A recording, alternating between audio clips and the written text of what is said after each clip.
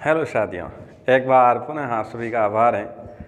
मैं आप सबके सामने एक बार फिर हाजिर हुआ हूँ और आज एक नया वीडियो है जो पिछले वीडियो की कड़ी में ही है।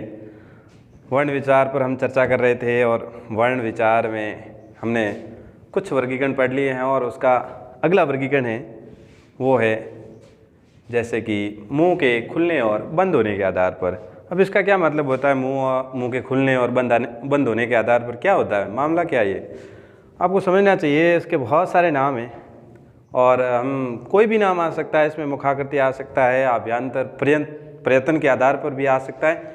तो आप पूरे तरीके से सावधान हो जाए और हमें क्या करना है, प्रश्न कैसे आता है वही पता करना है। बाकी परिभाषाएँ बहुत दे रखी है और उनसे प्रश्न भी सही नहीं होते हैं। जैसे संज्ञा की परिभाषा होती है कि किसी व्यक्ति, वस्तु, स्थान आदि के नाम को हम क्या कहते हैं, संज्ञा कहते हैं, लेकिन इससे सवाल सही नहीं होते।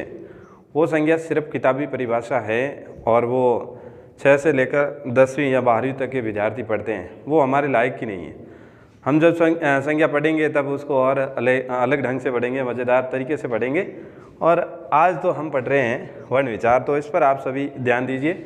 मैं आप सभी का ध्यान चाहूँगा कि आप देखें और आपको कितना समझ में आता है। फिर आपको मान लो कोई भी चीज़ समझ में नहीं आती है तो आप ज़रूर नीचे कमेंट बॉक्स में कमेंट लिखें, अपनी टिप्पणियाँ लिखें, जिससे मैं आप सभी का आभारी रहूँगा। क्योंकि मुझे भी इन सारी चीज़ों का पता चलेगा कि कहाँ मैं गलतियाँ कर रहा हूँ और कहाँ समस्या है। आपको सारी चीज़ें पता करने के बाद हम कुछ और नया करेंगे। जैसे देखें, मुंह के खुलने और बंद होने और मुखाकृति, मुख की आकृति, मुंह कितना खुलता है और कितना बंद होता है, एक मुंह की आकृति बनती है अपने आप।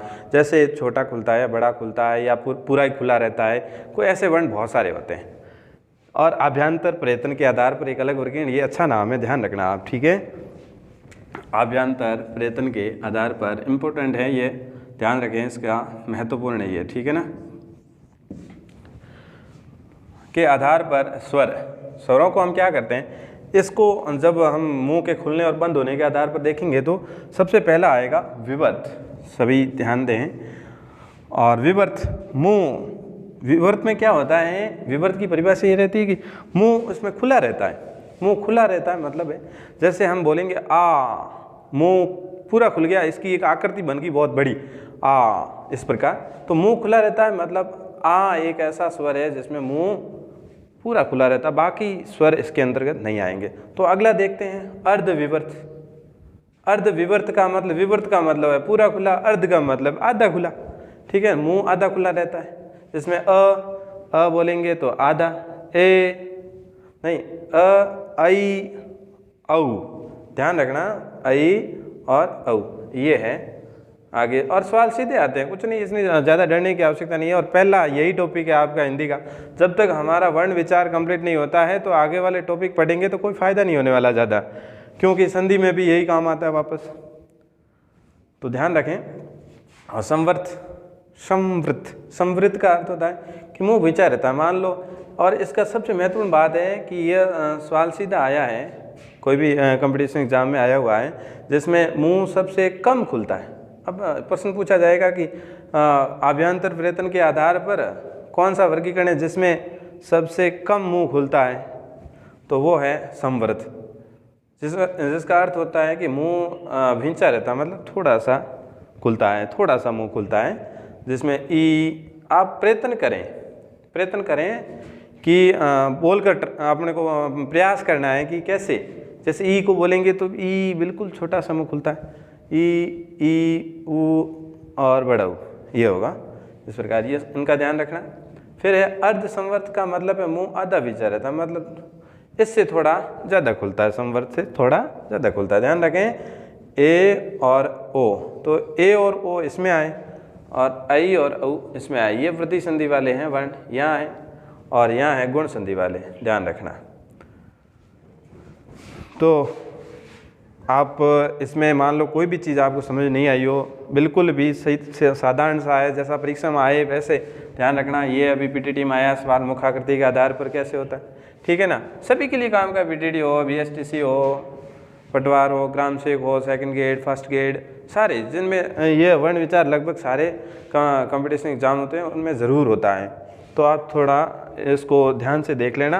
बाकी वाले सारे वीडियो आप देखें, क्योंकि अगला जो वर्गीकरण है, पांचवा वर्गीकरण जो है होठों के आधार पर, मतलब है होठ की क्या आकृति रहती है, यहाँ कह सकते हैं होठ की आकृति के आधार पर, आकृति के आधार पर होठ की क्या आकृति रहेगी।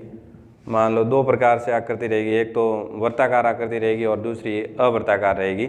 जिसमें देखो एक तो वर्ताकार या उसको वर्तमुखी कहेंगे या वर्तुलाकार कहेंगे, और ऊ है इसमें जब बोलेंगे तो हमारे जो होठ है वो एक वर्त की आकृति बनाएंगे। ध्यान रखना,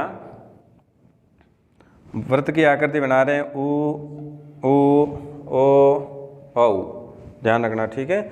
अवर्ताकार, अवर्तमुखी या अवर्तुलाकार, जिसमें अ, आ, ई, ए, आई, तो इसमें क्या है, वर्ताकार नहीं बनता है। तो ये सीधा सवाल पूछ लेते हैं कि परीक्षा में कौन सा जो ऐसा स्वर है जिसमें वर्ताकार, हमारे होठों की स्थिति वर्ताकार बनती है। तो उसमें अलग अलग ऑप्शन दे देंगे, कोई भी 3 इसमें दे सकते हैं और इसमें 1 दे देंगे, तो इस प्रकार से प्रश्न बनेगा।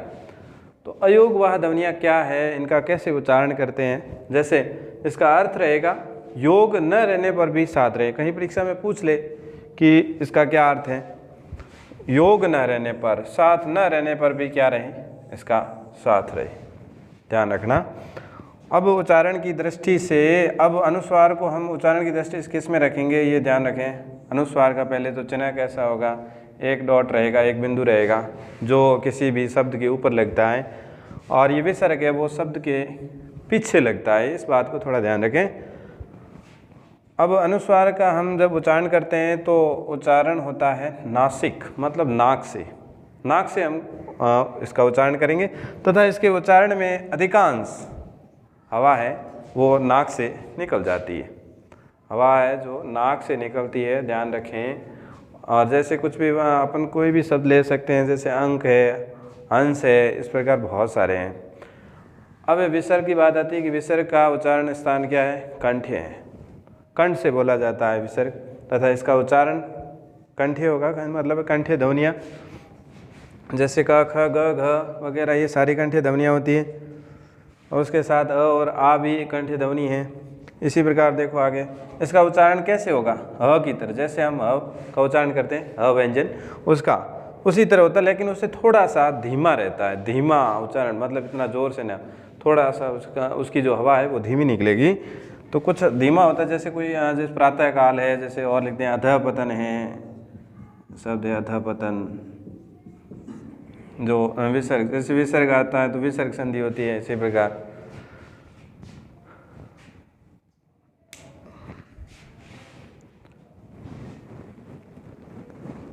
तो साथियों, आज लगभग हमने स्वर जो पढ़े हैं उसमें लगभग पूरे कर दिए हैं स्वरों का वर्गीकरण। अब हम अगला जो टॉपिक लेंगे वो व्यंजन का होगा। स्वरों का वर्गीकरण पूर्ण तरीके से कर लिया है, फिर भी कोई होगा अगर, जैसे एक और सवाल है इसमें, भाषा की इकाइयाँ क्या क्या हैं, अक्षर, वर्ण, शब्द वो किस प्रकार से पूर्ण है। जैसे सार्थक इकाई क्या है, हिंदी की सबसे छोटी इकाई क्या है, भाषा की लघुतम इकाई क्या है, इसका हम अगले वीडियो में जिक्र करेंगे। तो तब तक आप सभी को बाय बाय।